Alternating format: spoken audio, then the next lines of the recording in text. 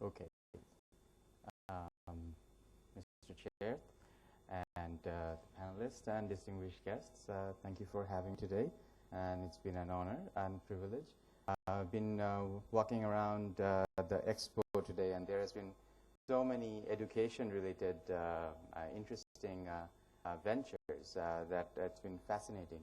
But I think one of the, as I was walking through those stalls, I was constantly thinking that it would be so nice to implement all of these in our schools.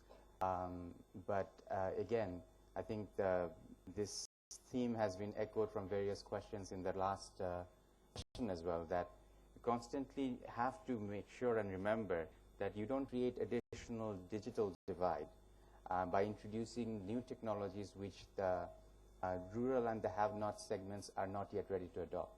So coming back to the theme of the access, excellence, and equity in education, I think I'm going to slightly sort of move off the topic.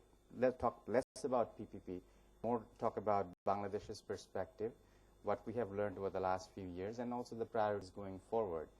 PPP is a relatively new phenomenon in Bangladesh, and I'll just touch briefly on that a little bit. First, let me talk about some of the myths in ICT in education that we have discovered. First of all, ICT in education equals ICT education.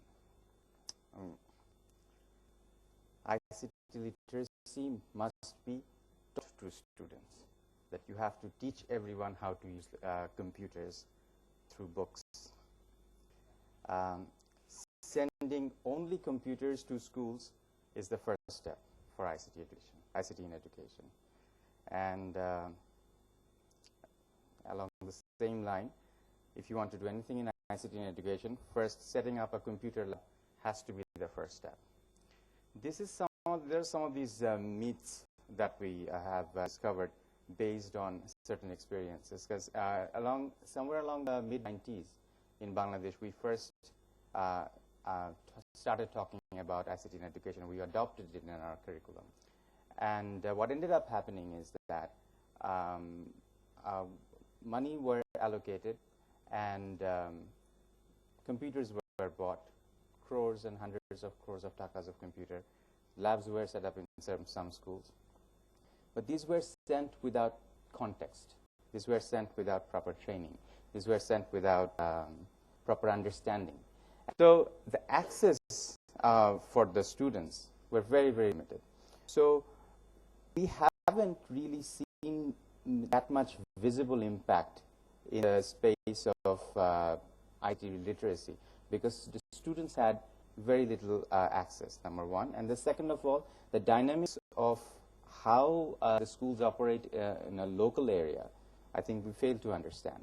And again, the understanding of the context, we cannot just say that technology has to be implemented, it has to be in ICT education, and let's just ram it in. It has to be looked at from a slightly different perspective.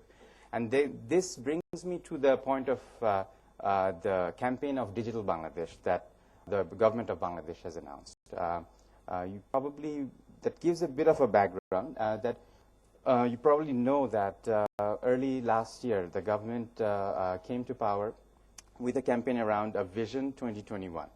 And they talked about building a digital Bangladesh by 2021. A lot of people ask, what does digital Bangladesh mean? Is it a vision of technology, or is it a vision of something else?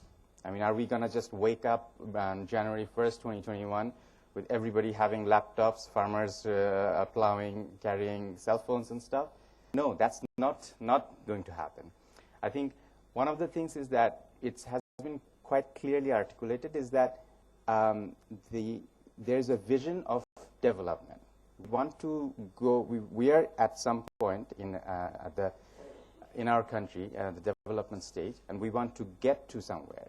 And we need to understand where ICT is relevant. If ICT can be used as a tool to get there, then we will use it. If not, then we will use other contexts. And in a lot of cases, we will use, doesn't have to be computer, web, internet. It can be anything. It can be television, it can be phone, it can be call centers, whichever is appropriate at whatever context. So this brings us to the notion of education. So what are the goals of education policy? Where do we want to be going forward? And that will, where does ICT fit in that role? So ensuring a productive 21st century ready workforce. That's something as a topmost priority, that education must produce quality workforce for our industry. Improving curriculum, pedagogy, and teachers' capacity building to ensure quality education for all. It's a standard universal thing for all the countries, I assume, but this is something that we want to get to. Then ensuring transparency, efficiency, and effectiveness at all levels of educational administration.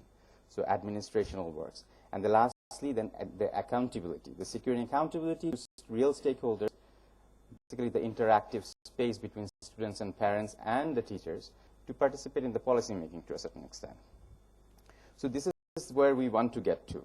So that brings us to the questions of then, how do ICT play a role and where do we see our priorities going forward? So subject-based, so obviously you will see going forward that hardware definitely has a role to play, but there is more importance given on subject-based education. So subject-based is more important than ICT literacy for the next 5 years.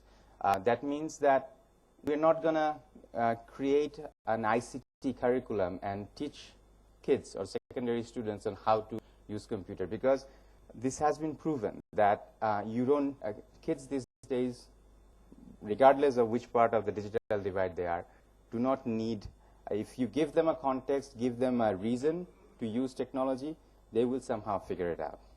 So it's not a matter of memorization. Students acquire the skills when they need it. So there's not going to be no point in teaching ICT literacy the way we have done before, where there's lab theory, what is motherboard, what is C++, what is Pascal, and those kinds of things without context is not important anymore. 21st century skills must be taught. So that means critical thinking, problem solving, collaboration, and project-based learning. So these are the key areas where we want to develop these sets of analytical skills among the students. And lastly, market-oriented skills, linked skills policy and vocational education. Then support, how we can provide the support to this budding software industry that's growing up in Bangladesh. So how education, how business-focused our education can be. Similarly, on the curriculum and the content side, priorities are also similar. For example, in ICT literacy, rather than teaching, spending crores of taka on ICT literacy content, is, as our chair has mentioned, that we need to actually let them use internet. We need to provide the infrastructure and that's necessary to provide connectivity and high-speed connectivity. And there has been government has announced plans for national broadband connectivity going forward, and that should come all the way to the grassroots level. So once you have connectivity, then you can guarantee that 1,000 flowers will bloom. You do not want to provide instruction. Again, let innovations flow. When, if you build it, they will come. Proposal to be made on a mandatory and tertiary in all colleges under national university to make sure that the broadband, high-speed broadband must be there. Again, on subject-based content, teacher training will get huge amount of importance, because they are basically no matter how much we try to say that, they sometimes can become the bottleneck there, but they are the sort of central point of interaction. If we cannot empower them, if we cannot take them to the next level, then we might as well pack our bags. So classroom teaching, learning. It's a very, very important element. That's where the priorities are going to go. And lastly, e-learning for students. I think our previous speaker just spoke briefly on that. Again, in the secondary school, short-term multimedia classroom in every school. And I'm going to talk about a little bit of some experiences we found in our session. Quickly, I'm going to go through that.